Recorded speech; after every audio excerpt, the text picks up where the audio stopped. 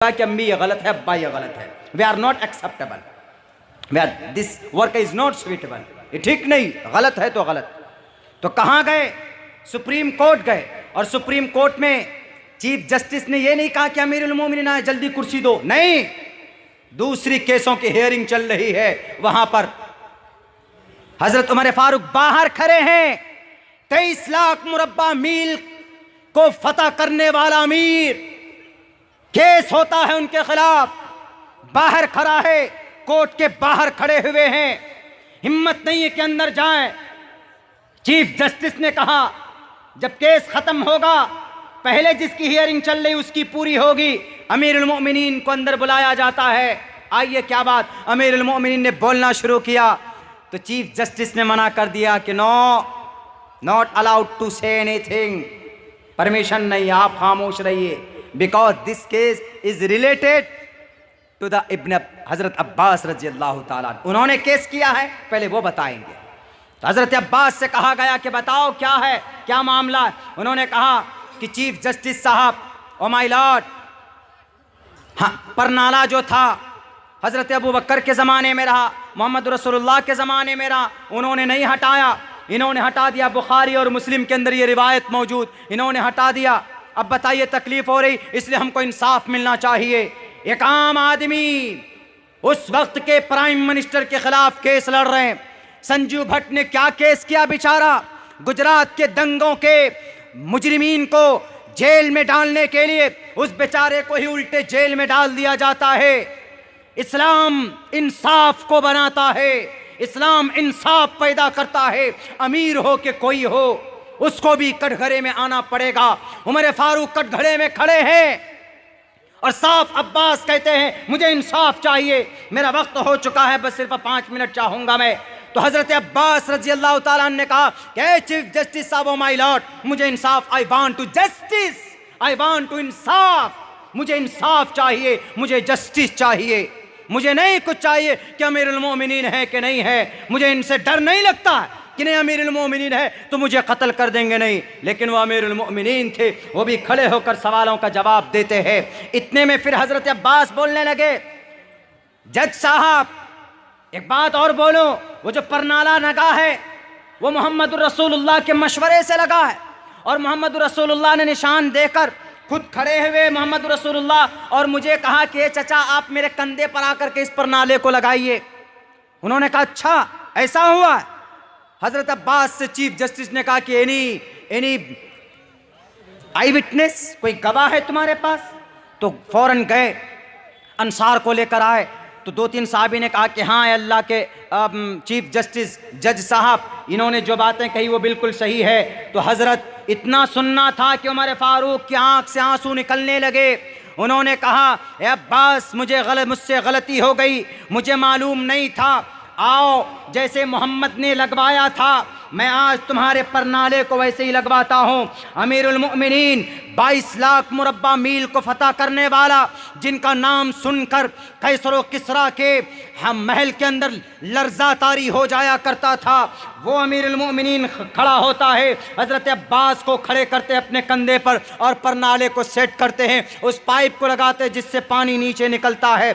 ये अमल देखकर हजरत अब्बास ने उनकी इस हरकत को देखकर, उनकी अदल को देखकर, उनकी इस इंसाफ को देखकर हजरत अब्बास ने उस घर के मस्जिद नबी के अंदर दे दिया। है कोई हुक्मरान ऐसा, बताओ आज की तारीख में तकरीबन 5000 ऐसे एमपीज एमएलएस हैं, 500 पिछले जब से आजाद हुआ है भारत तब से लेकर आज तक, जिन पर रेप के केसेस हैं, जिन पर चोरी के केसेस हैं, डाके डालने के केसेस है कोई माए का लाल जो उन पर केस चलाए और उनके ऊपर ट्रायल शुरू करे? नहीं चला पाओगे। क्यों? तुम्हारे पास ऐसा कोई निज़ाम ही नहीं है। अगर ऐसा कोई निज़ाम है कहीं पर तो वो इस्लाम के अंदर है। बराबरी का निज़ाम अगर कहीं पर है, मसावात का कोई निज़ाम अगर कहीं पर है तो वो मोहम्मद रसूलुल्लाह की लाई हुई शरीयत, अल्लाह की भेजी हुई कुरान के अंदर है। और साफ लफ्ज़ों में कहा है इंसाफ करो, इन्नल्लाह यअमुरुकुम अन तुअद्दुल अमानाति इला अहलिहा, जिनका जो हक है पूरा करो। वइज़ा हकमतुम बैनन नास जब तुम फैसले करो लोगों के बीच में, ये नहीं कहा कि मुसलमानों के बीच में, बैनन्नास human beings, when you become chief justice and you have to judge on the record, on the truth things, not a liar. झूठेपन की वजह से नहीं, सच्ची बातें लोगों के सामने रखनी चाहिए। मेरे भाइयों, आपके इस जलसे में, आपके इस प्रोग्राम में मुझे आकर बहुत खुशी हुई। आपके मेहमान मुकर्रिर शेख मौलाना जर्जीस अंसारी साहब, मैं भी उनका बचपन से फ़ैन रहा हूँ। हम पढ़ने के ज़माने से भी उनकी तकरीरें सुना करते थे। तो बहर-ए-कैफ़ आपके इस गांव में जलवा फ़रोज़ हैं। अभी कुछ देर के बाद उनका भी प्रोग्राम होगा और हमारी और इनकी अभी तक की कुछ जगहों के ऊपर हम लोगों का प्रोग्राम हुआ है, वरना हम लोगों का प्रोग्राम मैच नहीं होता। ये इसी प्रोग्राम में 3 मरतबा तारीख़ें बदली गई मैचिंग के लिए, तब जाकर हुआ। वो अपने अलग फील्ड में जाते हैं, हम अपने अलग फील्ड में जाते हैं। लेकिन आज का जो पैगाम है ये पूरी दुनिया के इंसानों के लिए पैगाम।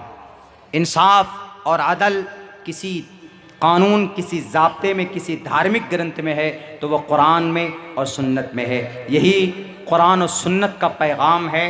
इस कॉन्फ्रेंस से ये पैगाम जाना चाहिए।